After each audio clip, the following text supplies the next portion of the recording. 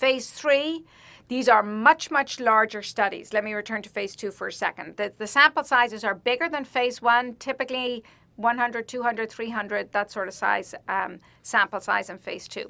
Phase 3, much larger numbers. And here's the reason why.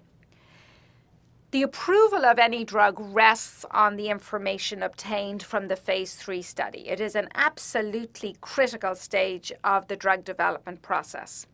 And what investigators and researchers and pharmaceutical companies are attempting to do is to provide a justification that the drug that they are studying reduces morbidity and mortality. And in order to be able to do that, you need very large numbers to be able to demonstrate statistically significant differences. Everything ultimately comes down to statistics. But so in order to be able to do this, you need populations in the thousands, and not at all uncommonly 5, 6, 7,000 patients, etc. These patients either already have the disease or are at very high risk for developing the disease, and it's the development of the disease that is your primary endpoint. These studies are typically conducted long-term. In the cardiovascular world, 5-year follow-up periods is not at all unusual. In cancer prevention studies, 5 years, tamoxifen is a great example for the prevention of recurrent breast cancer. So long-term follow-up studies, 5 years is a good ballpark number of years to be guided by. Now, I said to you before that we impose control on clinical trials. And the reason that we do this is, again, to shore up the strength of the data. The need for control increases as you go from phase 1 to phase 3 clinical trials. So phase 1 studies, the data that you are collecting is very objective. It's either present or it's not present. So these studies are typically uncontrolled. You take healthy people, you expose them to a drug, and you measure the PK profile after the drug has been administered. There's not much in the way of potential for screwing up the data or confounding the data because of the absence of control conditions. And in this situation, does each individual subject, each individual participant serves as their own control. So every value that you're measuring, whether it be liver function, renal function, you compare it to what it was at baseline for that individual before they were exposed to the drug. And this is referred to as the delta or the change. So you compare baseline to the period of time after intervention or exposure to the drug. Phase 2, more commonly, these involve a control environment. And depending on the scenario, that control might be a placebo, a sugar pill, or it might be some other level of intervention, depending on the study design. The more controlled the studies are, and I mean this in terms of having a control group, the more robust the data are considered to be. Phase 3, typically always controlled. And in these particular studies, what you typically see is all participants get what is considered standard of care, so that from an ethical perspective, they are receiving the type of care that they would be receiving were they not enrolled in the clinical trial. And this is called ethical equipoise. And then on top of their standard of care, one group will get a placebo and one group will get the investigational agent. Placebo-controlled phase 3 clinical trial, and this would be considered the norm. So we always wonder about the play of chance alone, and is our measurement somehow screwed up by the way in which we conduct a study? So for that reason, we incorporate the principle of randomization. And randomization simply means by the toss of a coin, you have an equal likelihood of landing in either the placebo group or the active intervention group. So it is an attempt to try and remove this element of chance or inherent bias in the individual conduct of the study. Now, because in phase 1 studies they're not controlled, they're not randomized. In phase 2 studies, if there is a control group, it's typically randomized. Not always, but typically randomized. In the phase 3 study, you can do a whole variety of different levels of randomization. Phase 3 studies, something that I've not mentioned previously, are typically conducted at multiple sites. So you can imagine if the phase 3 study has a sample size, an intended enrollment of 5,000 individuals, this is a study that's going to have to be conducted at multiple sites throughout the world or throughout the country that you're in. So we have this potential of actually randomizing sites to different types of treatment algorithms. Or you might have the randomization being done at an individual site. So I might have a site here in Philadelphia. My colleague might have a site in Denver, Colorado, might have a site in Dublin, Ireland, and they will have their own randomization code at each of their individual sites. The benefit of site randomization is it will eliminate any bias based on the location where the study is done. So you have the option of site randomization and central randomization, and both can exist together in quite nice harmony. Blinding conditions refers to the potential need to obscure the evaluator from the treatment that the subject is actually being delivered. So let me try and give you some examples here. Let's say we are doing a cholesterol lowering study, and we want to be able to manage the participants, the patients, subjects who are enrolled in the clinical trial. Let's say it's a phase 2 clinical study. So our primary endpoint for a cholesterol lowering, a phase 2 clinical trial, will be a lowering in cholesterol, a drop in LDL cholesterol. We know that if the researchers see the data, see the lab work, they will automatically know whether the participants are receiving a sugar pill or an active drug, if the drug works, because they'll look at the lipid profile and they'll see that the cholesterol level dropped. So for this reason, we incorporate blinding. In addition, subjects might behave in very different ways if they thought they were getting a sugar pill versus a cholesterol pill. We joke in the lipid world that patients eat their steak as freely as they can because they know that they're on a statin medication to lower their cholesterol. Whereas a patient who is getting a sugar pill might be a little bit more careful about avoiding eating steak, which will make the cholesterol level work. So inherent participant behavior can alter how they change according to what they believe that they are receiving within the design of the study. So for this reason, we incorporate blinding. Blinding so that the patient doesn't know, blinding so the investigator doesn't know. We can also blind so that the person reading the x-rays or the lab work or the pathology slides, that they don't know. Multiple different levels of blinding, again attempting to remove any bias that may have a potential to insert itself into data analysis. So returning to our phases of drug development. Phase 1 studies typically isn't a control arm. Participants know exactly what they're getting. It's all open and upfront. And that's because the measurements are very objective. You're drawing lab work, you're looking at the response. So there's no real benefit to blinding a phase 1 study. Phase 2 studies can be either, but I will tell you that more commonly they're blinded unless the intervention is difficult to blind. Let me give you an example. Let's say you're doing a surgical intervention and you're using a device. These studies are obviously much more challenging to blind than swallowing a study that involves swallowing a pill. And then phase 3 studies can be single blind. Only the subject or the participant doesn't know. Double blind, neither the investigator nor the participant knows. Blind assessment of the endpoint, so this is the person reading the results of the assessments that are conducted.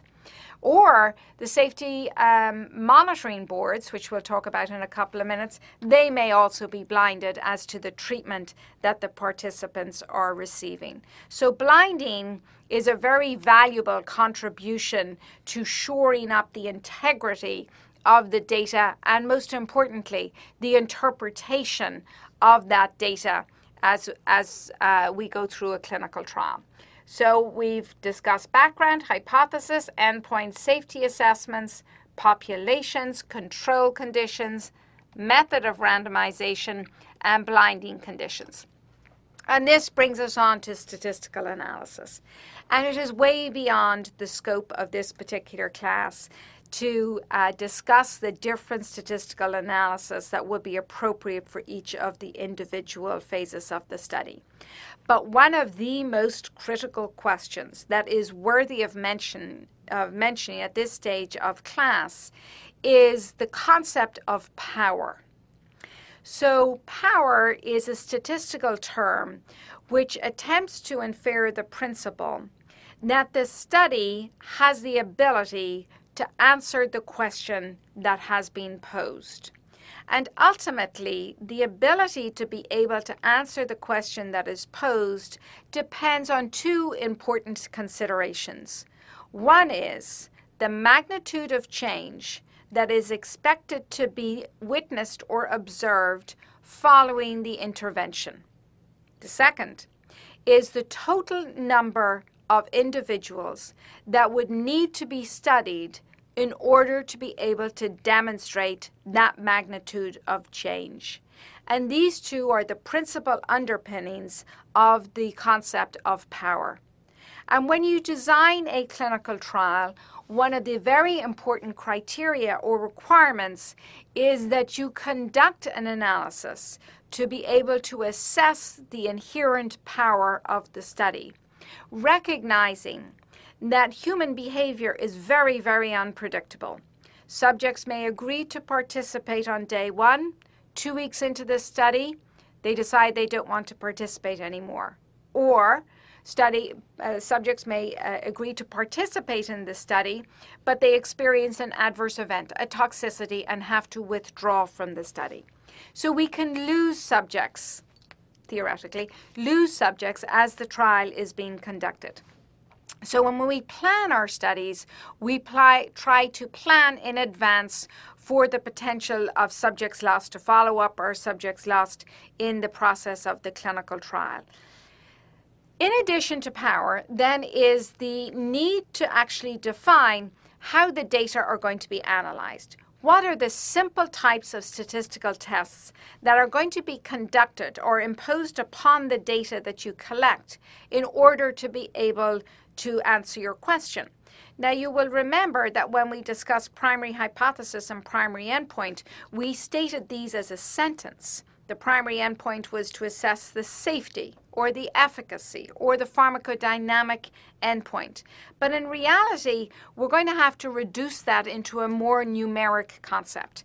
And it is the statistical analysis plan that forces us to conduct this planning process ahead of the conduct of the clinical trial.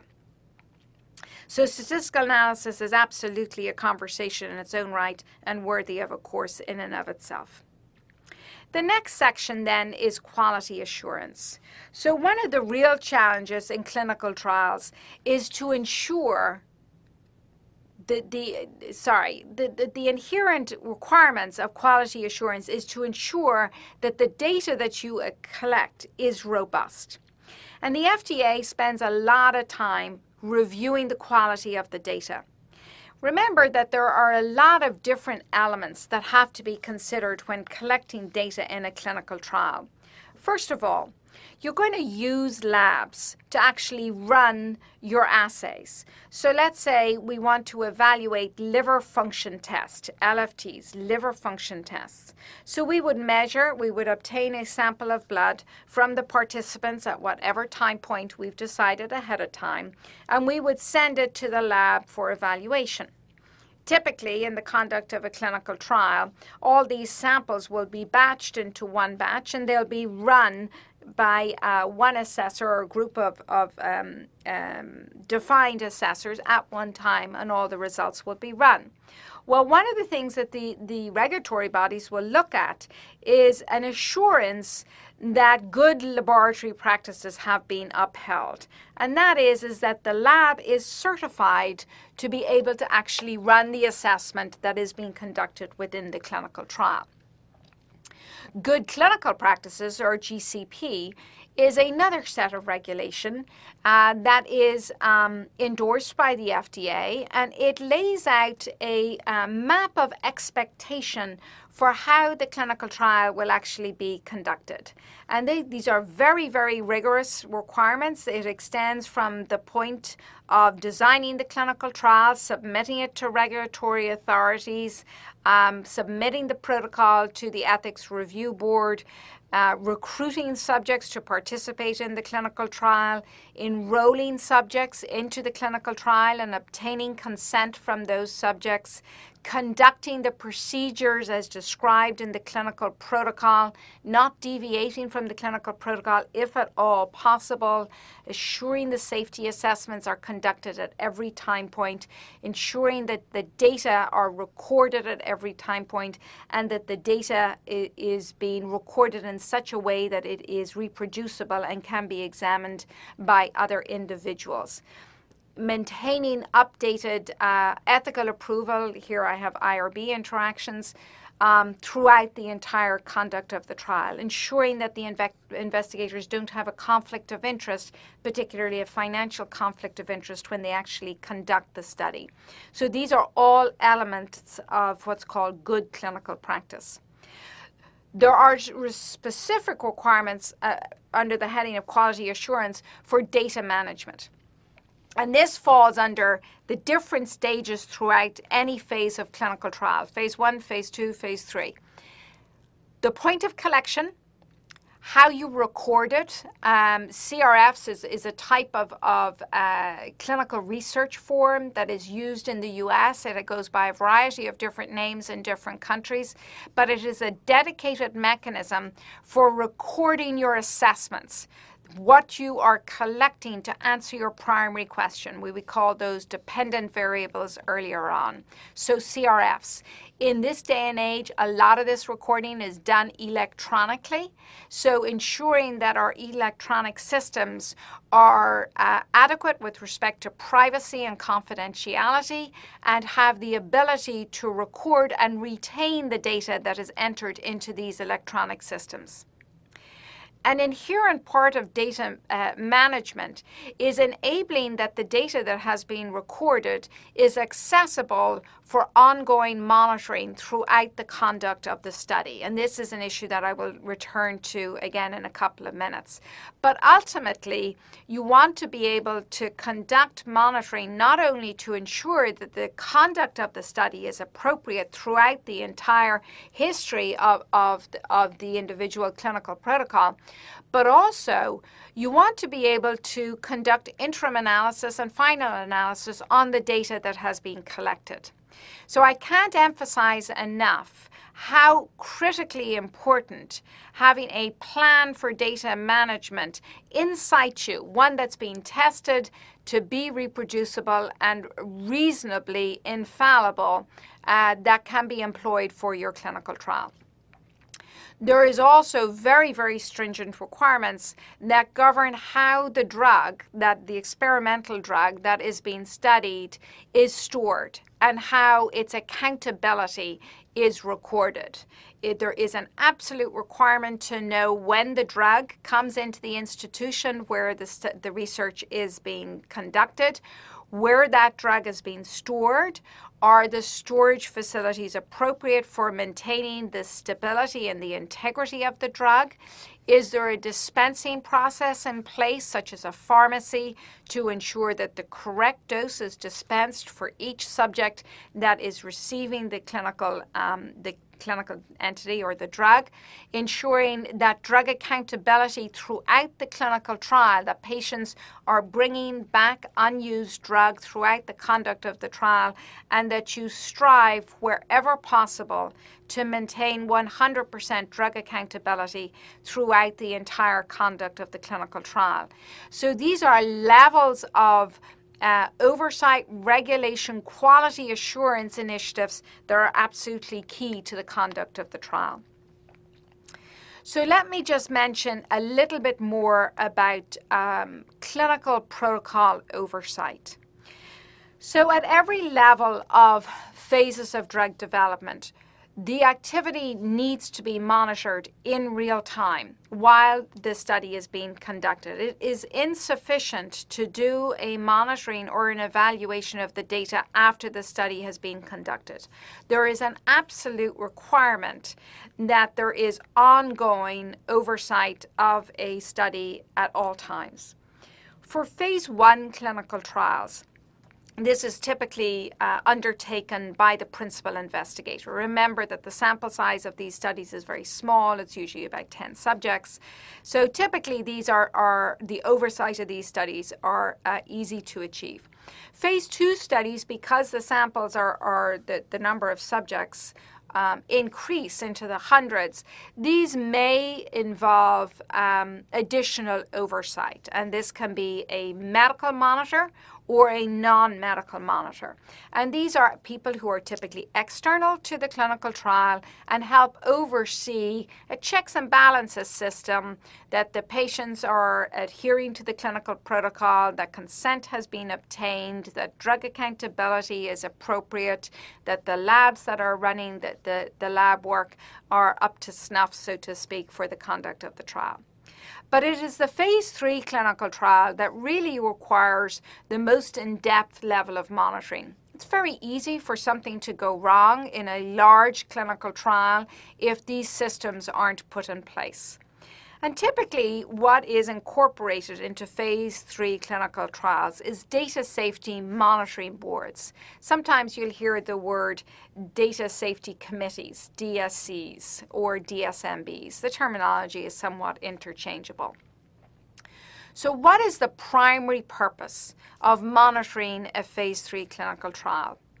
Well, it's kind of intuitive. First of all, it's to rapidly identify any safety concerns. Secondly, there is a real attention to whether the trial objectives have been met. And if they have, well, then the study can be terminated early, especially if one medication has established superiority over the other medication. Well, then it would be unethical to continue a study in which subjects were receiving an inferior medication. Another reason would be when the endpoint is mortality or irreversible morbidity, there is an ethical obligation to monitor accumulating data. So let's say you are doing a study in which you want to evaluate heart attack or stroke outcome. If you start to see a trend in a certain direction, you don't want to allow that study to continue to conclusion, because that might adversely affect the outcome in one of the two treatment groups. When we look at the levels of complexity, as I said previously, it's going to increase as you go from phase 1 to phase 3 studies, with phase 3 being the most complex. And there are 3 independent roles in a data safety monitoring board that would include a scientific role, an ethical role, and also an economic perspective. There is always the sense that companies will invest in certain initiatives to greater degrees than other initiatives. And this is purely from the practicality of the economics of drug development. Data safety monitoring boards may make a decision to terminate a trial early. This might be because serious toxicity or greater than expected benefit, which is always lovely to see. Or, very disappointingly, statistically significant results aren't going to be reached. Therefore, it makes no sense to continue the study. Logistical or data quality problems. This is a real shame if this happens in a phase 3 clinical trial, to have expended so much energy and that participants have expended so much of their time and the data derived is not useful. Sometimes data safety monitoring boards may actually decide to extend a study. Let's, for example, say the event rate in a 2-year study is assumed to be 40% in the control group, and the intervention is assumed to cause a reduction in event rate of 25% as being clinically meaningful. However, in the conduct of the trial, we see a lower than expected event rate. Thus, the power that was originally calculated, remember statistics, the power that was originally calculated for the study is now much lower than it was estimated to be. You can do two things in this sort of scenario. One is you can extend the study for a longer period of time with the hope that the event rates will ultimately become evident. Or the other is you can increase the sample size. And it's not unheard of to do both of these two interventions to try and maintain the integrity of the data. There are also the unfortunate examples of where rogue investigators may result in problems with trial conduct. And this is really a shame when it happens, that there is problems with the data, there's problems with the accrual of subjects, or that there was an undesirable distribution of baseline characteristics. Lots of potential for questions to rise. There is also the issue of feasibility. It is not at all uncommon for funds to become more meager as time goes on, and therefore the practicality of being able to conduct the clinical trial out to completion can come into question. It is very, very important to appreciate that phase 3 clinical trials are hugely expensive. So to wrap up this discussion, the sorts of conclusions that you would get from a phase 1 study would be that it is the purpose of characterizing the pharmacokinetic profile of the drug. It also helps to identify the dose to go into the phase 2 study. Remember, phase 1 studies characterize the maximum tolerated dose. So it helps give you a sense of the doses that you might start with in the pharmacodynamic phase 2 stage of drug development. You also have the opportunity in phase 1 studies to look for an effect. So we do look for pharmacodynamic responses in phase 1 studies, even though the primary purpose of phase 1 studies is the PK profile or the safety profile. Phase 2 studies are usually conducted by using some of the doses that are studied from phase 1. We have this concept of a predetermined estimate of level of activity, a response. So for blood pressure, we estimate that a novel antihypertensive drug will lower systolic blood pressure by 8 millimeters of mercury. That would be our estimated level of activity. And we would power our study, or we would do our statistical analysis to estimate how many people we would need to study based on that estimate level of activity. It is a bit of guesswork. You're never 100% sure, but it's a good place to start. So the first stage is to ensure that a level of activity exists, and this is what the early phase 2 studies are actually going to do. And the level of activity will depend on the disease being treated. You can get very dramatic responses for a blood pressure lowering pill or a cholesterol lowering pill or a glucose sugar lowering pill, but you might get less dramatic activity with, let's say, a retroviral drug on CD4 counts or an anti-infective drug that treats bacterial infections.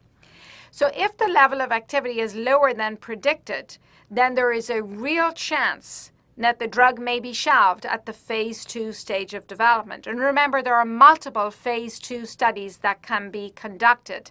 And it is usually around this stage of human drug development that the pharma company will make the well thought out decision of whether there is a real reason, both economic and otherwise, to continue into the phase 3 drug development phase, which, as I said previously, is the most costly and most laborsome phase of drug development. So for the phase 3 trial then, it's very important that we get the dose right. And it really depends on having good phase 1 and phase 2 data. So we want strong PK data from our phase 1 study, and then we want really decent pharmacodynamic data from our phase 2 study. So to have an estimate of this level of activity before we go into the phase 3 clinical trial.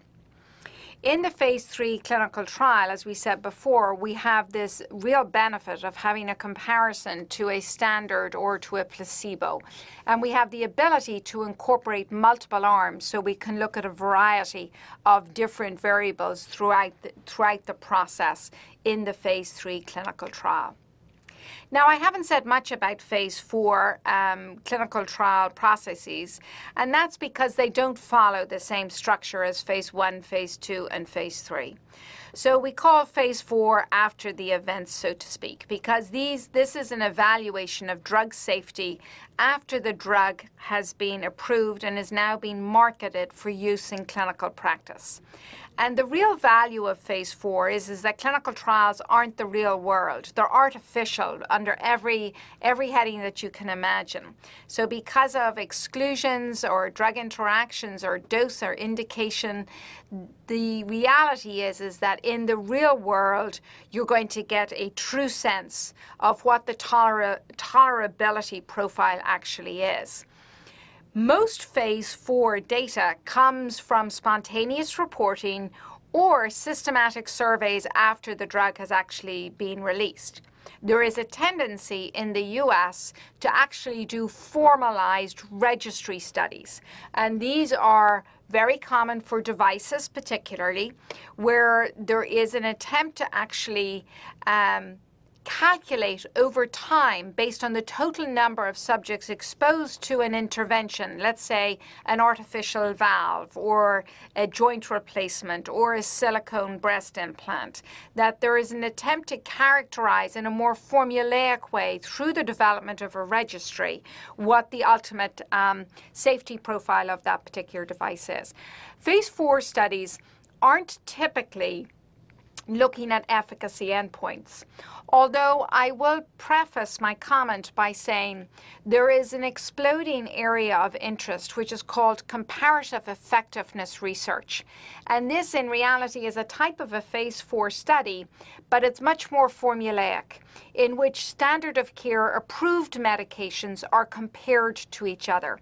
And this is usually done in an attempt to try and differentiate what optimal treatments amongst approved medications might actually be.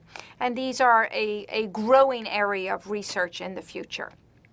So I'm going to finish with this slide, the overall new drug development timeline. And as you can see, I have incorporated some estimate of time in each of these boxes. The bottom line is it's highly variable, and it depends on what the medication is. If it's truly novel, if it's meeting an unmet need for which there is an urgent unmet need, well, then there might be a more rapid process where you evolve from phase 1 to phase 2 to phase 3. It's not uncommon for us to see phase 1 and phase 2 studies overlap, or that we try and incorporate the endpoints of phase 1 and phase 2 studies into one clinical trial development program. So there is a real recognition that it takes far too long to develop drugs and get it to the point of reaching the requirements for regulatory review and approval. And there is a real attempt to identify where the roadblocks are, and is there a way in which new drug development processes could be more efficient without compromising human subject safety. So this is our timeline as it currently exists. I hope you'll appreciate that it involves an extraordinary level of oversight, a lot of interaction with regulatory bodies and regulatory review committees, involves these three distinct phases of discovery, preclinical development, and clinical development, and remembering that less than a third of all drugs actually get to see the light of day. So this is an extraordinary large enterprise overall, that has, in some situations, some degree of disappointing reward. So I'm going to finish class with that, and thank you for joining me over the last numerous sessions over the last 4 to 5 weeks. I have really appreciated the opportunity of reaching a pretty vast audience. I hope you found this course valuable and that you've learned a lot about what I've said to you before, what I believe to be a very interesting topic. I wish you all the very best of luck in your future careers, and I hope you'll come back and join us for more courses through Coursera in the future. Take care.